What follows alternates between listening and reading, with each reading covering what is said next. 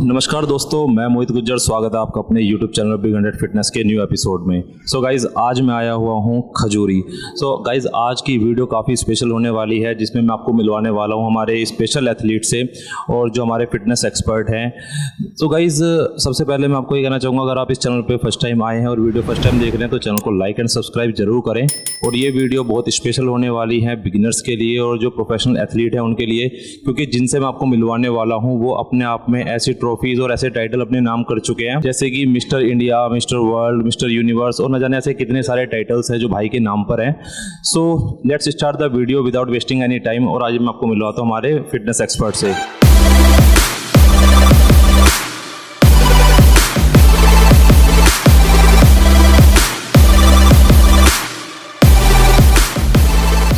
Guys, चलिए मिलवाता हूँ हमारे अजय भाई से। तो भाई, बिग 100 फिटनेस में आपका वेलकम है। Thank you. सबसे पहले भाई जानना चाहता हूँ कि मतलब कैसे आपने जर्नी अपनी स्टार्ट करी बॉडी बिल्डिंग में, और जो हमारे चैनल पे भाई जो जुड़े हुए हैं उनके साथ आपका एक्सपीरियंस में शेयर करना चाहता हूँ कि कैसे मतलब आप बॉडी बिल्डिंग के लाइन में आए, और ताकि जो नए बंदे हैं उनको आप क्या क्या टिप्स वगैरह देना चाहेंगे। तो सबसे पहले मेरा क्वेश्चन आपसे यही होगा कि कब आपने बॉडी बिल्डिंग की शुरुआत करी और कैसे कैसे मतलब आपको कुछ चैलेंजेस आए, या फिर कैसे आपकी जो लर्निंग थी वो कैसे रही? देखो, चैलेंज तो सबको ही आते हैं।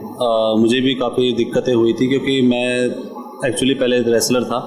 उसके बाद शौक में मैं जिम चला गया। तो ये 2002 की बातें हैं। उसके बाद फिर इसमें मुझे कुछ अच्छा लगने लगा, करना मज़ा आने लगा करने में। उसके बाद फिर बॉडी बिल्डिंग का मैंने सोचा नहीं था कि मैं आज यहाँ तक पहुँच जाऊँगा जहाँ मेरी अब जर्नी आप देख रहे हो। तो बॉडी बिल्डिंग एक बहुत अच्छा फैशन है, गेम है। अगर आप इसको देखो सीरियसली लेंगे तो नए बच्चों को मैं इसी तरह से समझाता भी हूँ। मेरे पास भी अच्छे एथलीट हैं, सब कुछ है। तो मैं इनको यही बोलता हूँ कि जब तक आप इनकी इज्जत नहीं करेंगे किसी भी गेम की, तो वो आपको काबिल नहीं पहुँच पाएंगे। तो गाइस देखिए, जैसे कि भाई ने बताया कि भाई को पहले रेसलिंग का शौक था और फिर भाई ने स्टार्टिंग करी और बॉडी बिल्डिंग में आए। तो भाई सबसे पहले मतलब 2000 कौन सी ईयर में आपने स्टार्ट किया? 2002 में मैंने बॉडी बिल्डिंग में मतलब शुरुआत कर दी थी। और उसके बाद फिर मेरे जो गुरु हैं उन्होंने मुझे बहुत सपोर्ट किया है। संदीप रघुवंशिया उनका नाम है। तो मतलब मुझे बहुत सहारा दिया है उन्होंने हर तरह से। मुझे जितना भी एक बाप का दर्जा मैं उनको देता हूँ। हालांकि मेरी फैमिली ने भी शुरू में पहले थोड़ा सा मुझे मतलब इस गेम से दूर रहने के लिए भी बोला, सब कुछ हुआ जो होता है। लेकिन मेरा जो था हमेशा एक अंदर यही रहा है कि मुझे जीवन में कुछ करना है। तो शायद इस गेम में मैं आके मैंने जो मुझे हासिल हुआ वो मैंने किया। तो गाइस देखिए, जैसे भाई ने बताया कि भाई 2002 से मतलब इस लाइन में, तो एक अच्छा वर्क एक्सपीरियंस भाई के पास है। और गाइस मैं आपको भाई के टाइटल और जैसे कि मैं बता चुका हूँ कि कितने सारे मेडल भाई अपने अपने नाम कर चुके हैं। तो ये एक प्रोफेशनल और अच्छे एक्सपीरियंस बॉडी बिल्डर के साथ जुड़ने का ये भी फ़ायदा होता है कि जो नए लड़के जो जिम स्टार्ट करते हैं, वर्कआउट करते हैं अपना, तो अगर ऐसे आप फिटनेस एक्सपर्ट के साथ अगर आप जुड़ने के बाद उनसे नॉलेज लेते हैं तो कहीं ना कहीं आपको एक प्लस पॉइंट मिलता है, जिसमें आपको बेटर नॉलेज भी आपको मिलेगी। अगर हम किसी भी जिम में जाते हैं तो नॉर्मली सबका अपना अपना तरीका होता है वर्कआउट कराने का। तो आप किस तरीके के वर्कआउट को फॉलो करते हो? कि जैसे अगर मान लो मैं किसी बिगिनर की बात करूं तो क्या वर्कआउट मतलब आप प्रेफर करोगे बिगिनर के लिए? तो बिगिनर के लिए यही है कि कम से कम उसे 1 या 2 महीने आप थोड़ा सा रूटीन में लेके आए। पहले कार्डियो, हल्का फुल्का वेट ट्रेनिंग, उसके हिसाब से आप उसको लेके चलें। ये नहीं कि सीधा आप आया बंदा उसको अपने हार्डकोर ट्रेनिंग शुरू करा दी, क्योंकि मसल मैच्योर होने में टाइम लगता है। ठीक है, अभी एकदम से आप सोचेंगे कि नया बच्चा है उसको सीधा आप चैंपियन बना देंगे, तो ऐसा पॉसिबल है नहीं। अब लोगों का क्या है कि आजकल बच्चे आते नहीं हैं, उनको प्रोटीन पहले थमा दिया। ठीक है, तो अभी ऐसा नहीं है कि घर की डाइट पे आप उसको फॉलो कराओ, डाइट बताइए उसको, वो फॉलो करेगा। ट्रेनिंग एक बेसिक बना के स्लो लेके चलें, ना कि फास्ट।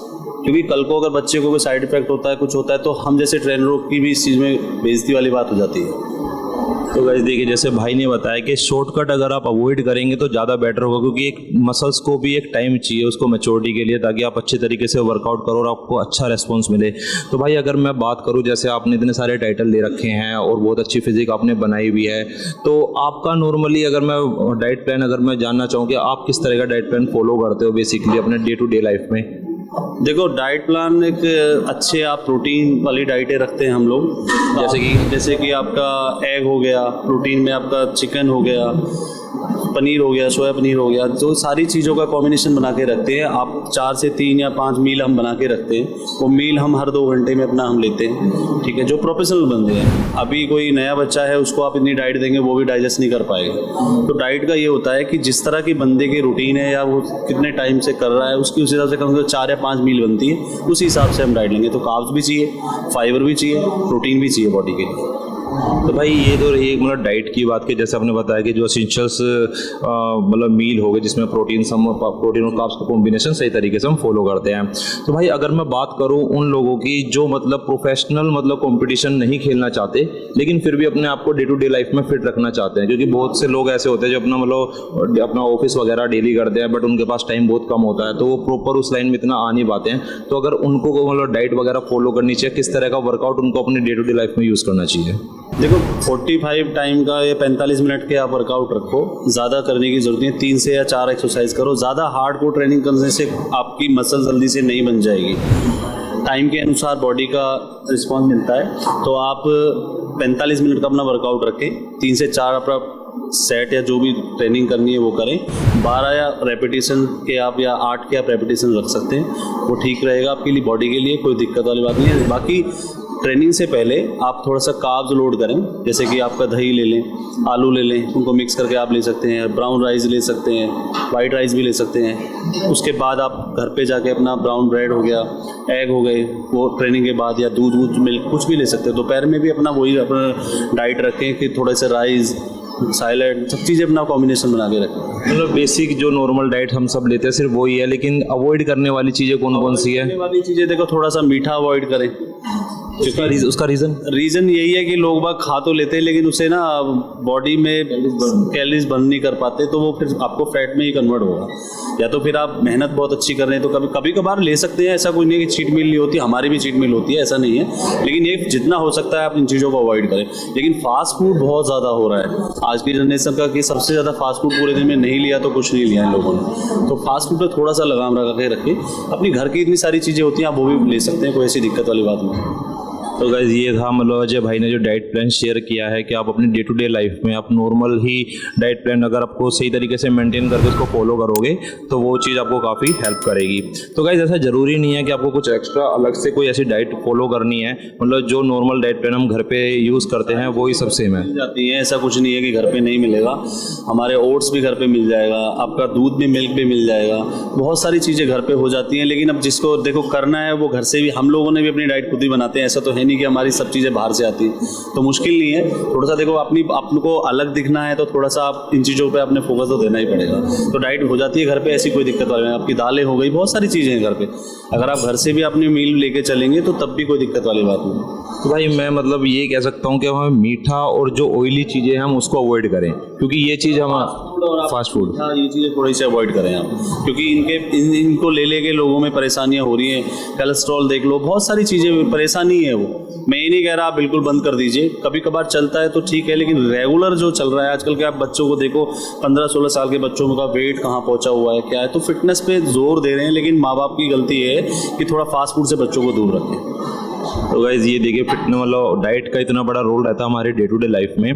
तो कोशिश करें कि अगर आप वो प्रॉपर अगर आपका पर्पस ऐसा नहीं है कि आप कंपटीशन नहीं खेलना चाहते, तो डजेंट मीन कि आप नॉर्मल डाइट फॉलो करके भी अपने आप को फिट नहीं कर सकते। तो ऐसा कुछ नहीं है, सिर्फ आपको उन चीज़ों पे आपको ध्यान देना है, सिर्फ अपनी हेल्दी डाइट पे, जो आपको आपके घर में इजीली अवेलेबल हो जाएगी। तो भाई चलिए ये तो रहा एक डाइट के लिए। और अगर मैं वर्कआउट की बात करूँ तो आपका किस तरह का वर्कआउट फॉलो करते हैं? जैसे मैंने आपकी वीडियोज़ वगैरह देखी हैं और जैसे आपके मतलब आपने टाइटल अचीव करे हैं, बहुत अच्छे लेवल की आपने बॉडी भी प्रिपेयर किया है। तो भाई इसके लिए आपका वर्कआउट शेड्यूल क्या रहता है नॉर्मली? देखो मेरा वर्कआउट सुबह भी मैं ट्रेनिंग करता हूँ और शाम को भी 1 घंटे 1.5 घंटे और सुबह भी 1-1.5 घंटे का वर्कआउट होता है। कॉम्पिटिशन टाइम में 2 से 2.5 घंटा मॉर्निंग हो जाता है, 2 से 2.5 घंटा शाम को हो जाता है। तो वर्कआउट में क्या है, रेपिटेशन तो देखो आप कॉम्पिटिशन टाइम में हो तो आपने रेपिटेशन ज़्यादा लेने होते हैं, लेकिन अगर ऑफ सीजन है, जैसे मेरा ऑफ सीजन है, तो मैं 8 से 10 रेपिटेशन रखूँगा, ज़्यादा ट्रेनिंग नहीं करूँगा, 4 या 3 ट्रेनिंग करूँगा, इससे ज़्यादा नहीं सेट। तो भाई कुछ बंदों का ऐसे भी क्वेश्चन रहते हैं कि अगर मान लो वर्कआउट में रिपीटेशन ज़्यादा रखनी चाहिए, वेट ज़्यादा रखनी चाहिए, मतलब कौन सा पैटर्न को फॉलो करना चाहिए? अगर मैं बिगिनर की बात करूँ, मसल वॉल्यूम बढ़ानी है तो आपको वेट तो लगाना ही होगा, लेकिन वो आप खुद लगाएं, ना कि आप सपोर्ट ले रहे हैं। आजकल बड़ा क्रेज चल रहा है, वीडियो के चक्कर में वेट डाल लेते हैं, तो उस वेट का लगाने का कोई फ़ायदा नहीं है। 8 या 10 रेपिटेशन आप निकाल लें, वो भी आप सेल्फ लगाएं, खुद ही लगाएं तो ज़्यादा अच्छा है, तो आपकी बॉडी में अपने आप ही रिजल्ट आने शुरू हो जाएंगे। हाँ, वरना मैंने भी कई बार नोटिस करा है जिम के अंदर क्या होता है कि आप इस पहले सेट से सपोर्ट लेना शुरू कर देते हैं बंदे। सपोर्ट का लेने का कोई फ़ायदा नहीं है, आप सेल्फ लगाओगे तो ही आपकी मसल पे पूरा लोड गिरेगा। लोड गिरने के बाद आपकी मसल अपने आप ही आपको ग्रोथ करेगी। जब आप हेल्प ले रहे हैं तो वो उसका कोई फ़ायदा ही नहीं होगा। तो रेपिटेशन आप 10 या 12 के बीच में रखें, तो अच्छा वेट उठाएं, लेकिन खुद लगाएं।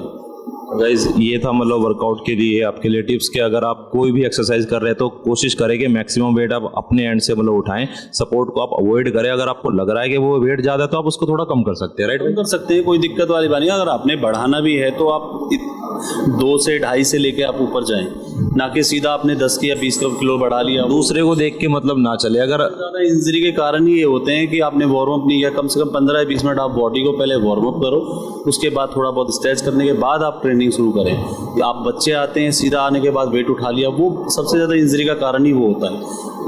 तो भाई वार्म अप की अगर मैं बात करूँ तो वार्म अप जैसे अगर क्योंकि हमारे डे फिक्स होते हैं, अगर किस दिन चेस्ट कर रहे हैं, किस दिन लेग्स कर रहे हैं, अलग अलग हैं, तो वार्म अप में कोई स्पेसिफिक वार्म अप है या फिर एंटायर बॉडी मतलब कवर करनी चाहिए? मैं किस तरह का वार्म अप मतलब करना चाहिए? वार्म अप में देखो, मैं औरों का क्या प्रोग्राम होता है, मुझे इस चीज़ से देखो कोई कारण नहीं है पता कि क्या करा रहा है, कोई क्या करा रहा है, मुझे उससे कोई मतलब नहीं है। मैं ज़्यादातर बच्चों को वार्म अप में हल्का फुल्का चिनअप्स लगवा देता हूँ। बाकी जो आप रेसलर लगाते हैं उठक बैठक, मैं ज़्यादातर कार्डियो पे उसका फोकस देता हूँ, तो उससे क्या होता है पूरी बॉडी हमारी वार्म अप हो जाती है। उसके बाद अपना वेट ट्रेनिंग आप कर लो। तो चिनअप्स पुशअप ही बहुत ज़रूरी है, पहले वेट ट्रेनिंग से ज़रूरी है।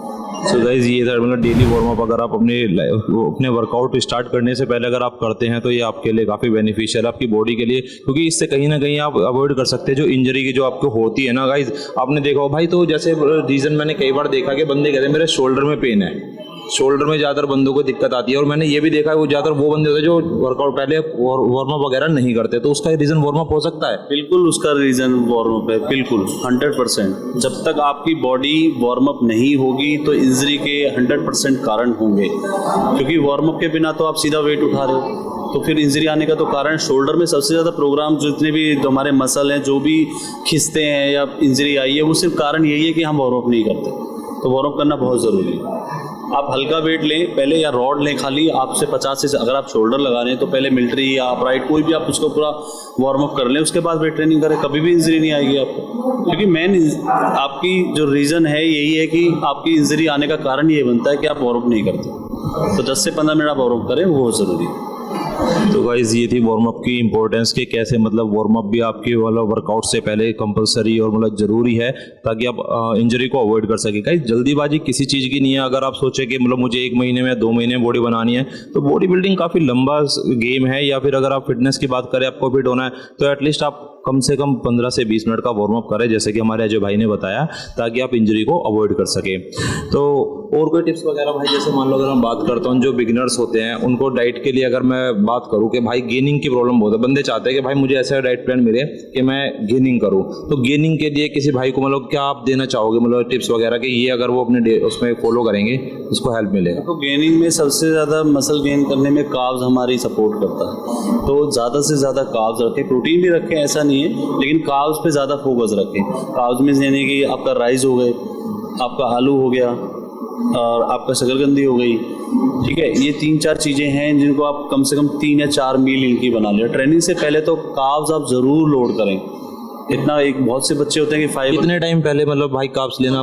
देखो आप 1 घंटे पहले या जितना भी 1 घंटे पहले आप कार्ब्स लोड कर लेंगे उतना आपका मसल बहुत अच्छा पंप होगा।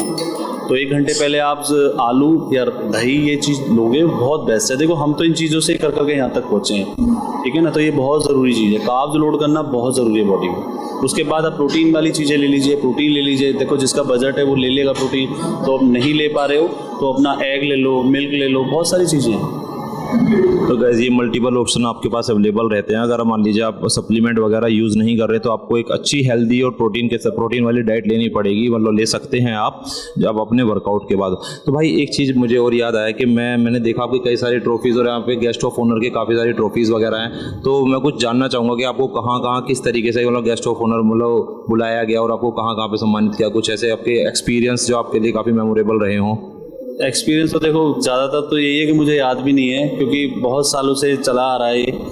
तो सम्मानित तो मुझे हमारे जो मंत्री जी हैं और आपका हमारे राष्ट्रपति जी थे हैं, उन्होंने भी हमें सम्मानित किया था जब हम वर्ल्ड खेल के आए थे। तो सम्मान का क्या है कि सम्मान बहुत लोगों ने किया हुआ है, हमेशा बुलाते भी रहते हैं, तो खुशी मिलती है। खैर आज हमने ये सब कुछ किया है तो सम्मान कर रहे हैं तो बहुत अच्छा लगता है।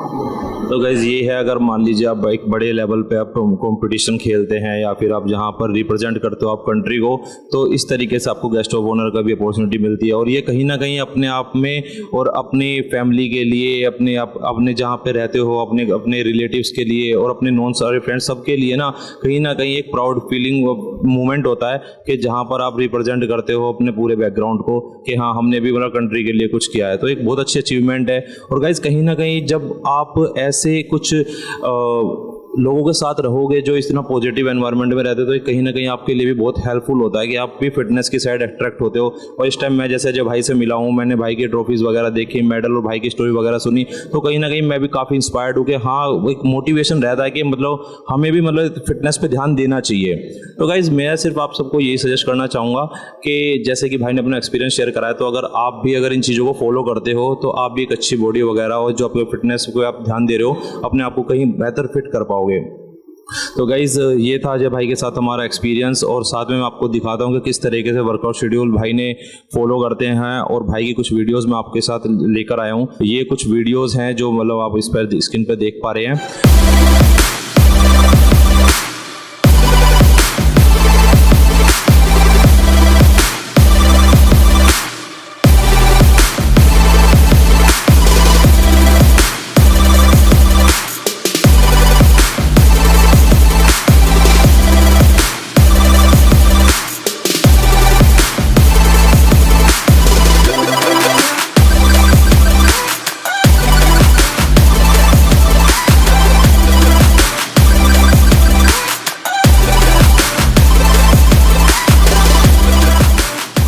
गाइज अगर आपको कोई भी भाई अगर मान लो अपना एक्सपीरियंस और अपनी नॉलेज जो भाई इस चैनल से जुड़े हुए हैं और बिगिनर फिटनेस के माध्यम से लोगों तक अपनी इन्फॉर्मेशन पहुंचाना चाहते हैं, वो मुझे इस नंबर पे कांटेक्ट कर सकते हैं। मैं नंबर आपके साथ शेयर कर रहा हूं। और ये था हमारा सफ़र भाई के साथ। तो ठीक है, थैंक यू भाई, thank you for your time. तो गाइज मिलते हैं हमारी नेक्स्ट वीडियो में बहुत जल्दी। Thank you.